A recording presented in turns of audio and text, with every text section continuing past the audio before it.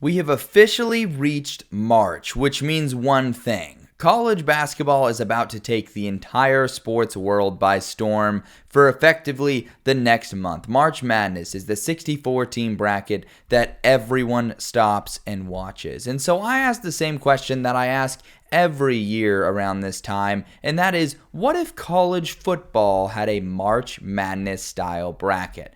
Now, this is obviously extremely unrealistic, will never happen, and I never want it to happen. But let's talk about it looking at what teams are projected to be like in 2024. So the first order of business is seeding. Now for 2024, looking forward to these teams, the best resource we're going to have is ESPN's S&P Plus, which ranks every single team at the FBS level. So using that, our one seeds are Georgia, Texas, Ohio State, and Oregon, which seems appropriate. Those are the four teams who are favored. But I thought it'd be fun before revealing the full bracket to talk about the teams that were on the bubble. So the last four in, Syracuse, Illinois, Troy, and UTSA, just sneaking in based on their ratings for next season. And the first four out, UNLV, BYU, Western Kentucky, and Coach Prime and the Buffaloes just being left out, which leaves us with our 64-team field for the 2024 college football March Madness bracket. Look at it in all its glory, the South, Midwest, West, and East, which we are going to go through and pick each bracket, picking a winner and crowning them at the end the official college football March Madness champions of 2024.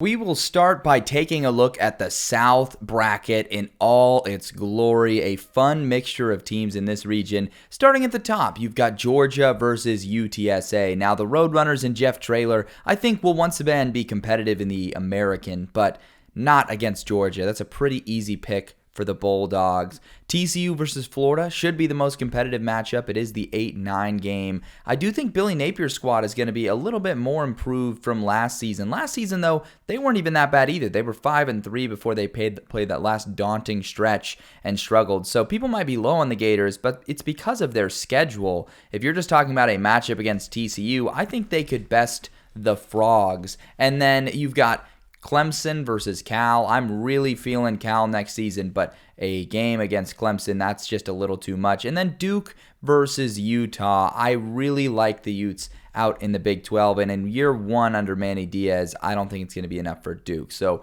no upsets. Technically, Florida an upset, a slight upset is the 9 seed, but no real upsets through the first four picks. But let's get to the second half of this first round. Louisville versus Minnesota. Minnesota, the Golden Gophers, and PJ Fleck just missing a bowl game last year. And Louisville stacking another awesome portal class. I do not necessarily like having that much reliance on a portal class, but I'm going to pick Louisville. Notre Dame versus Arkansas, gotta be the Irish in that one. They just have too much good stuff happening behind the scenes. Wisconsin versus Kentucky, we're going to go with our first kind of upset here and pick Kentucky. I like Brock Vandagriff. I like a lot of their additions. I really think they could beat a team like Wisconsin and Luke Fickell, who will be excellent in year two. And then give me Ole Miss over James Madison. No, Curt Cignetti is going to hurt them and their team culture and what would have allowed them to potentially pull an upset. Looking forward to the second round, you've got a fun matchup in Georgia versus Florida, a rivalry. Give me Georgia still. I think the Gators, while they might have some positive momentum going forward, they can't quite match up even in a rivalry game.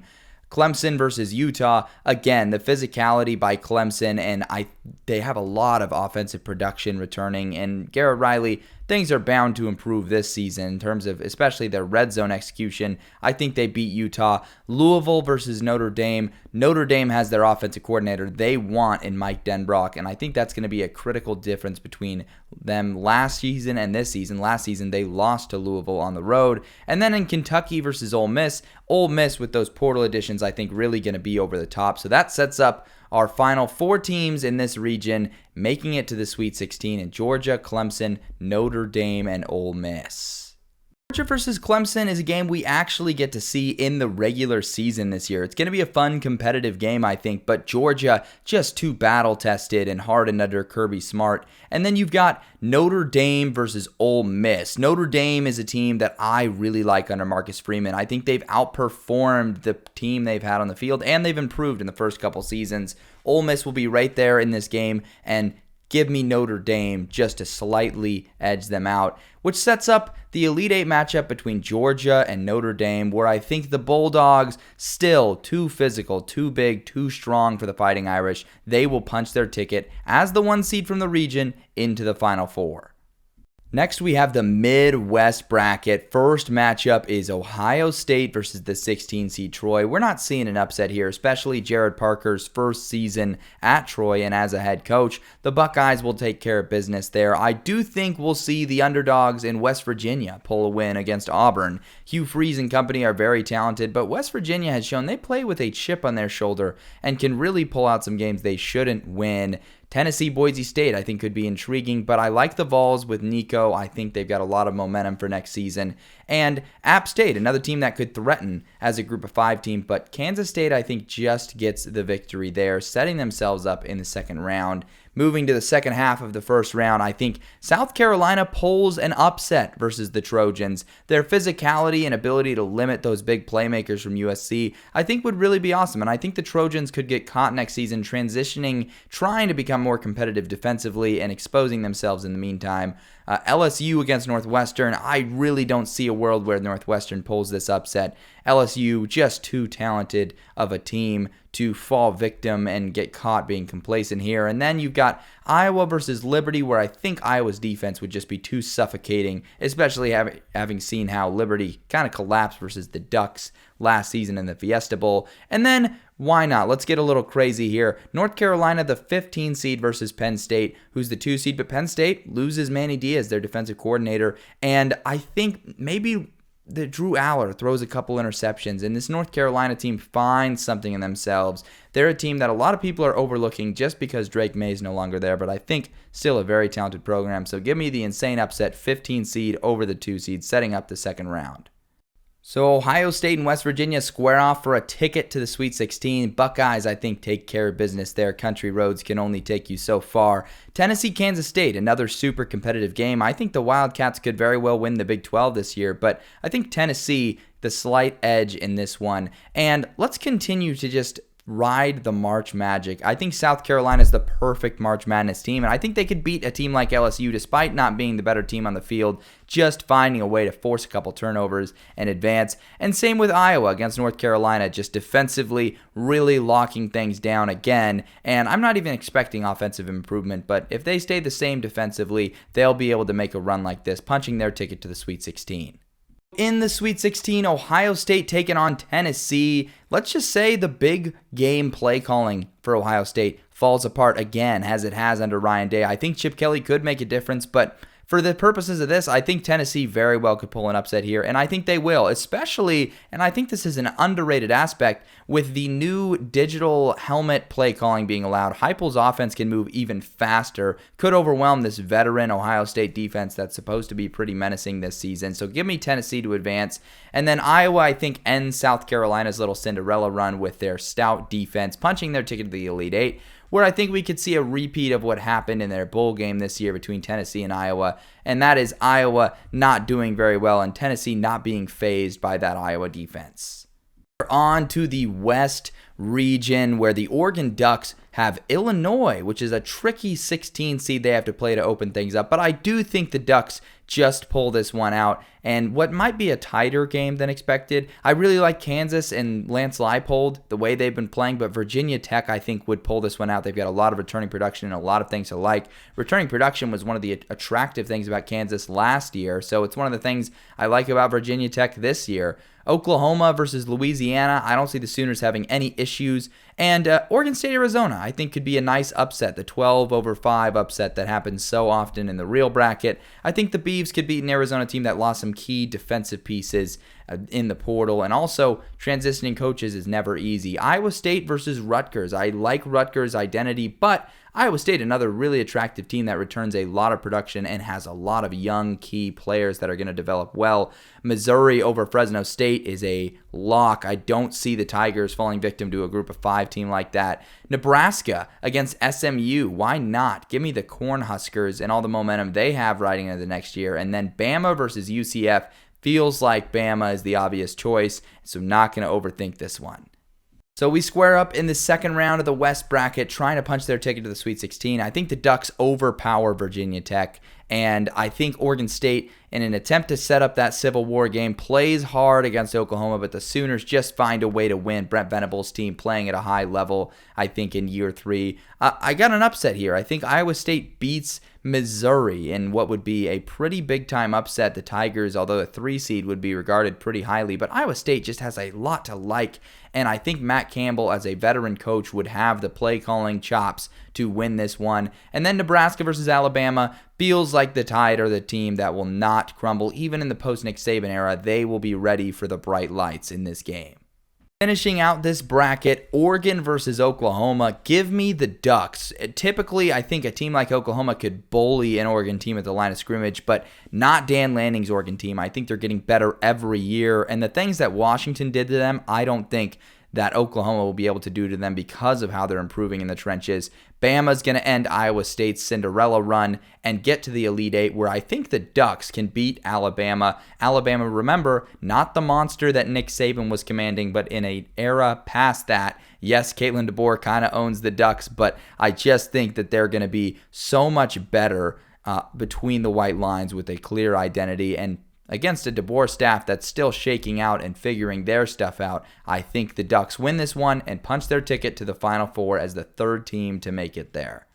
Finally, we are in the East bracket with Texas as the 1 seed taking on Syracuse, which is an interesting matchup, and it feels like if there's ever a 16-1 upset, it would be here with Fran Brown and Syracuse. But give me Texas just to win this one. I like Sarkisian's squad. Then we've got Memphis versus Washington. I think that Washington, with a lot of missing pieces, Memphis, a lot of momentum in the group of 5. Give me Memphis to pull a slight upset here as the 9 seed.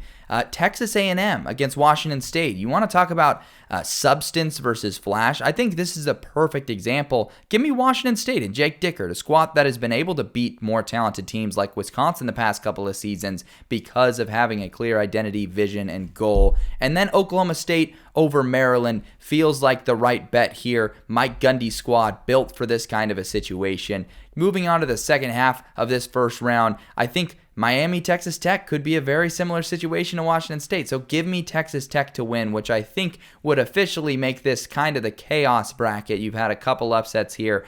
Florida State against Miami, Ohio. I'm not going to get that crazy. Give me the Noles to win that one, but you do have a fun matchup between NC State and UCLA. The Bruins, however, under Deshaun Foster, losing just too much talent. NC State really going ham in the portal, so I think they win that one. And then Michigan versus Georgia Tech, which makes me think for a second, because Georgia Tech much improved. Michigan obviously missing a lot, and Harbaugh, but I'm going to pick the Wolverines. Let's not get too crazy.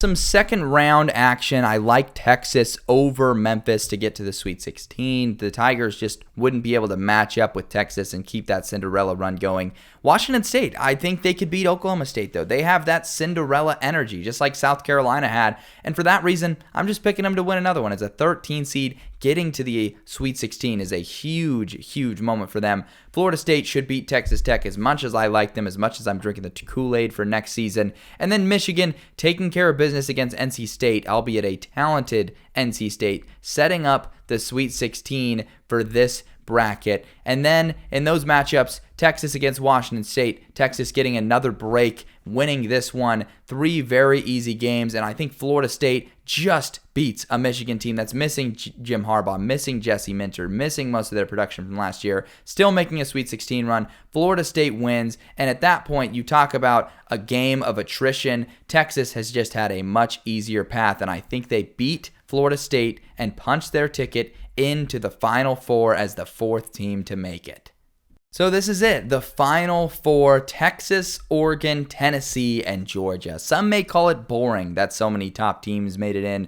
I might call it realistic. And I might say this is a reason why you should not do a March Madness tournament in college football, because the top teams are just so much better than the not top teams that it's going to require a special upset. You know, there's still going to be people that call this video unrealistic because Ohio State lost in the second round or third round to Tennessee. And I think that's part of the point of this video. But finishing it off, I think Texas could beat Oregon in this case. Quinn Ewers coming back as a leader, playing, ironically, Dillon Gabriel, who beat him in the Red River rivalry the season prior. And then I think Georgia is going to beat Tennessee. They can boat race them and then get out physically and really affect the Volunteers, setting up a championship between Georgia and Texas. And give me the Bulldogs winning the national championship, just as I think they would if this was just a regular standard playoff format, the 12-team format that they're going with this season. But let me know down in the comments if you disagree, because I'm interested to hear who you think would be winning the national championship if this bracket played out. But let me know down in the comments what you thought of this video. As usual, if you enjoyed, go ahead, like, comment, subscribe, and let me know if you have more video ideas for the future.